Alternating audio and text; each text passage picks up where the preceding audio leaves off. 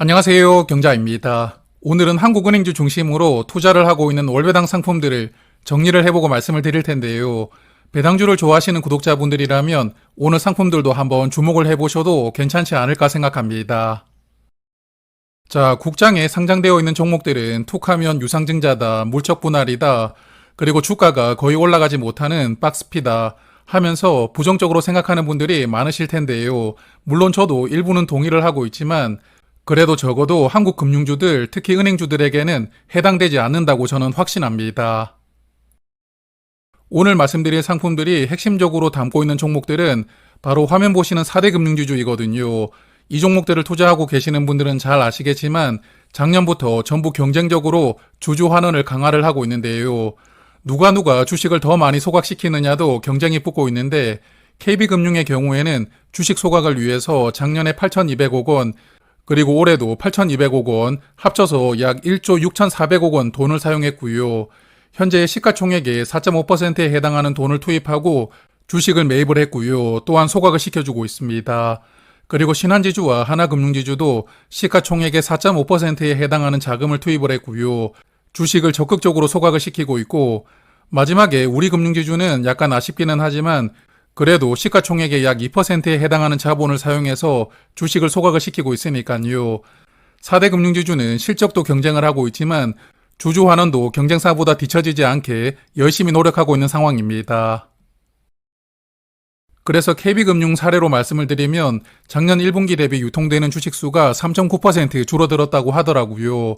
한 주의 가치는 더욱더 상승하고 있고, 그리고 이렇게 주식수가 줄어들다 보니까 한 주당 배당금은 더 많이 줄 수가 있으니까요. 배당금도 올라가는 그런 상황도 나오고 있습니다. 그래서 올해 1분기 배당금을 보니까 전년 1분기 배당금보다 모두 늘어났는데요. KB금융의 경우에는 약 130원이 늘어났고 신한지주는 30원, 그리고 하나금융지주는 균등 배당을 도입하면서 전년 1분기보다 배당금이 306원이 더 늘어나게 됩니다. 그리고 우리금융지주도 20원 더 늘어나면서 네 종목은 모두 배당 성장을 꾸준하게 이어가고 있고요. 그리고 가장 중요한 부분인 실적도 여전히 좋은데요. 올해 1분기 실적을 보면 전년 1분기 대비 영업이익은 조금씩 감소하긴 했지만 그래도 4대 금융지주 합쳐보면 올해 1분기에만 약 6조 6천억 원의 이익을 기록을 했거든요. 그렇기 때문에 주주 환원에 사용할 돈도 현재 충분히 벌고 있는 상황입니다.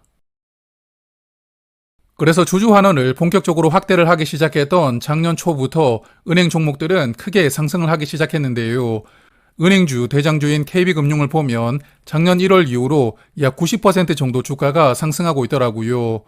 어디 코스닥 시장에 상장되어 있는 처음 들어보는 종목이 아니라 누구나 알고 있는 국민은행, 그것도 성장주가 아닌 이런 가치주 종목이 주가가 1년 반 만에 거의 2배가 상승했는데, 그러므로 앞서 말씀을 드렸지만 주식은 계속 소각을 시키고 있고 배당금은 조금씩 늘어나다 보니까 한국에 상장되어 있는 종목이라도 주주 환원을 적극적으로 하면 주가가 상승할 수 있다는 것을 보여주는 표본이라고 생각합니다. 자, 그래서 한국에 상장되어 있는 은행주를 왜 주목을 해야 되는지는 어느 정도 말씀을 드렸으니까요. 이제 본론으로 들어가 볼 텐데, 지난달에 제가 한국 고배당주에 투자하는 월배당 ETF로 여기 왼쪽에 있는 네 종목을 소개를 드렸잖아요. 그래서 오늘은 금융주만 투자를 하는 오른쪽 네 종목을 소개를 드려보려고 합니다. 각 운용사별로 한 개씩 상품이 상장되어 있는데, 그러면 이 상품들은 어떤 종목들을 투자를 하고 있는지 포트폴리오부터 살펴보겠습니다. 자, 먼저 타이거은행 고배당 플러스 탑10과 솔금융주 플러스 고배당은 딱 10개 종목에 투자를 하는 상품입니다. 은행 종목들을 중심으로 담고 있다는 공통점이 있는데 둘 다 4대 금융지주를 10% 이상 비중으로 담고 있지만 솔금융지주가 조금 더 높은 비중으로 담고 있다는 특징이 있고요. 그리고 은행을 포함하지 않는 종목들도 일부 담겨 있는데 타이거 상품은 삼성화재와 DB손해보험 두 종목을 각각 4% 비중으로 담고 있고요. 솔은 메리츠와 NH 그리고 한국금융지주를 약 5% 비중으로 담고 있습니다. 그래서 포트폴리오 구성은 약간 차이가 있긴 하지만 그래도 국내 은행 중심으로 담고 있기 때문에 성격이 비슷한 상품들입니다.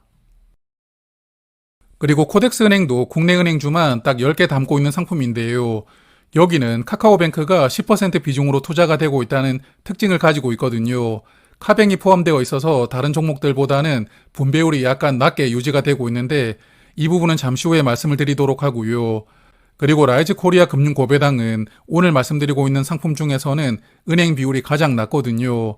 현재 투자 비중 상위 종목들을 보면 DB손해보험과 신영증권, NH투자증권, 키움증권 등 보험사와 증권 등이 상위를 차지하고 있고요. 하위 종목들에 은행이 구성되어 있습니다. 그러므로 이 상품은 총 13개 종목을 투자를 하고 있기 때문에 종목 수도 차이가 조금 있고요. 또한 은행 비중이 상대적으로 낮다는 그런 차이점도 가지고 있는 상품입니다. 그리고 분배금을 체크를 해보면 타이거와 소울, 코덱스 상품은 매달 말일 기준으로 분배를 하고 있고요. 라이즈 상품이 월 중순을 기준으로 분배하고 있으니까 라이즈 상품은 이번 주에 분배금이 확정이 되었습니다. 이번 5월 분배금은 43원을 지급하고요. 지금까지 평균 분배금으로 28원을 지급하는데 연환산을 해보면 분배율은 3.1%로 예상이 되거든요. 그렇지만 지금까지 분배금을 매달 조금씩 늘려서 지급을 하고 있기 때문에 분배율이 조금 더 높아질 수 있을 것이라고 예상하고요. 그리고 타이거은행은 평균 68원씩 분배를 하면서 연환산 분배율은 5.3%로 4종목 중에서는 가장 높은 상품이고요. 소울금융지주는 4.9%, 그리고 코덱스은행은 3.9%의 분배율이 예상되는데 이 종목은 앞서도 말씀을 드렸지만 카카오뱅크가 포함이 되어 있잖아요. 그렇기 때문에 다른 종목보다는 분배율이 조금 낮은 것은 아닌가 그런 생각을 해보고 있습니다. 자, 그러면 어떤 종목의 성과가 더 좋았는지 이제 비교를 시작을 해보겠습니다. 먼저 최근 한 달 전인 4월 16일과 오늘까지 주가를 비교를 해보니까 최근 한 달 동안은 소울금융지주 플러스 고배당의 성과가 가장 좋았더라고요. 한 달 동안 주가가 약 1,400원 상승했고 분배금도 52원을 받았으면서 한 달 동안 13.4%의 투자 수익률을 보여주고 있었고요. 그리고 코덱스은행이 12.3%, 타이거은행과 라이즈 코리아 금융고배당은 약 11% 정도 수익률이 나왔기 때문에 최근 한 달 동안 국내 금융주들은 아주 좋은 흐름을 보여주고 있었던 그런 결과라고 생각합니다. 그리고 두 번째로 비교를 해본 구간은 최근 3개월이었는데요. 최근 3달 동안도 소울금융지주 플러스가 가장 좋은 성과를 보여주었는데 투자 수익률이 11.2%더라고요. 그리고 두 번째로 코덱스은행은 9.6%였고 타이거은행은 8.4%, 라이즈 코리아 금융고배당은 7.1% 성과가 나오면서 각 종목들이 약 1에서 2% 정도의 성과 차이를 보여주고 있는 상황이었습니다. 그리고 세 번째 구간은 5개월로 비교를 해보았는데요. 아직 라이즈 코리아 상품이 상장한 지 6개월이 되지 않았거든요. 그래서 5개월로 비교를 해보았는데 이번 5개월 구간에서도 가장 좋은 성과를 보여주는 상품은 소울금융지주 플러스였습니다. 15.3%의 투자 수익이 나오고 있었고요. 라이즈 코리아가 13.4%로 2위였고 코덱스은행과 타이거은행은 약 11% 정도의 투자 수익을 보여주고 있었는데요. 그러므로 올해가 시작되고 약 5개월 정도 시간이 흘러가고 있는데 이 네 종목은 올해 코스피 상승률을 아웃퍼폼하는 아주 좋은 흐름을 보여주고 있습니다. 그리고 마지막으로는 소울금융지주가 상장했던 작년 7월부터 오늘까지 약 10개월로 비교를 해보았는데요.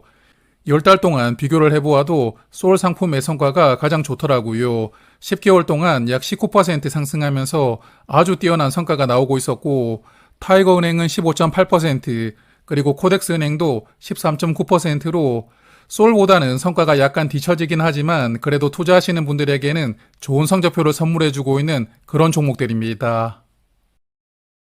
그래서 오늘 비교를 했던 구간을 정리를 해보니까 모든 구간에서 소울 상품의 성과가 가장 좋았더라고요. 최근 한 달 동안 13.4% 상승하고 있었고 또한 상장하고 나서도 약 10개월 동안 19.1% 상승하고 있었으니까 좋은 성과를 보여주고 있는 상품이고요. 그리고 나머지 상품들도 10% 넘는 뛰어난 성과를 보여주고 있는 그런 상품들이었습니다. 그리고 네 종목의 수수료를 살펴보니까 성과가 가장 뛰어났던 소울금융지주는 실제 수수료가 0.37%가 적용되고 있었고요. 나머지 타이거은행과 코덱스은행도 0.3%대 수수료가 나오고 있으니까 수수료 차이는 크게 나지 않고 있습니다. 반면에 라이즈 코리아 금융고배당은 실제 수수료가 0.15%로 다른 종목에 비해서는 수수료가 거의 절반 수준이더라고요. 다만 이 종목은 상장한 지 얼마 되지 않았기 때문에 수수료가 조금 더 상승할 가능성이 있고 그리고 무엇보다 현재 자산 총액이 58억 원이더라고요. 하루 거래량이 굉장히 적기 때문에 다른 상품에 비해서는 자산 총액이 너무 적다는 점도 조금 아쉽게 느껴지는 상품입니다. 자, 그래서 오늘 말씀드렸던 종목 중에 가장 성과가 좋았던 솔 금융지주 플러스 고배당 상품을 다시 한번 체크를 해볼 텐데요. KB금융을 대표로 신한과 하나 그리고 우리금융지주를 약 75% 비중으로 담고 있으면서 4대 금융지주를 집중적으로 투자를 하고 있는 상품입니다. 그리고 주주 환원을 가장 적극적으로 하고 있는 메리츠 금융지주도 5.9% 비중으로 담고 있기 때문에 이런 부분도 좋아 보이고요. 그리고 분배금을 살펴보면 작년 6월에 상장해서 7월부터 월배당을 하고 있는데 최근에는 52원 정도를 분배하고 있고요. 지금까지 평균 50원을 분배하면서 연간 분배율은 4.9%로 예상되는 상품입니다. 그리고 저의 주식 투자일기를 꾸준하게 보시는 분들은 잘 아시겠지만 저는 현재 ISA 계좌에서는 타이거은행 상품을 투자를 하고 있고요. 일반 계좌에서는 최근에 우리금융지주를 데리고 왔고 조금 투자를 시작을 해보았는데 우리금융지주는 투자한 지 약 한 달 정도 된 것 같은데 벌써 10% 정도 상승을 하고 있더라고요. 그래서 앞서 말씀을 드린 것처럼 최근 한 달 동안 은행 종목들의 주가 흐름이 굉장히 좋았고요. 그리고 ETF 상품 중에서는 솔 상품의 성과가 가장 좋았지만 그렇다고 상품을 교체할 필요까지는 아직까지 느끼지 못하고 있거든요. 그러므로 저는 타이거은행을 일단 계속 투자를 이어나갈 생각입니다. 자, 그래서 은행주들은 주주 환원을 꾸준하게 늘려주고 있기 때문에 실적에서 큰 미스만 발생하지 않는다면 주가 흐름은 꾸준하게 좋을 것이라고 기대를 하고 있고요. 그렇기 때문에 저도 투자를 하고 있는데 그렇지만 최근에 주가가 조금 빠르게 올라왔거든요. 약간 숨고르기를 하면서 조정을 받을 가능성도 충분히 있다고 생각을 합니다. 그러므로 혹시 지금 투자를 고민하시는 분들은 비중을 조금씩 늘려가시는 형태로 천천히 모아가시는 것이 좋지 않을까 생각하는데요. 여하튼 신중하게 고민하시고 판단하시길 당부드립니다. 자, 그러면 오늘 준비한 내용은 여기까지였고요. 배당주 투자하시는 분들 남은 한 해도 좋은 투자하시고 자산 많이 늘려가시길 바랍니다. 고맙습니다.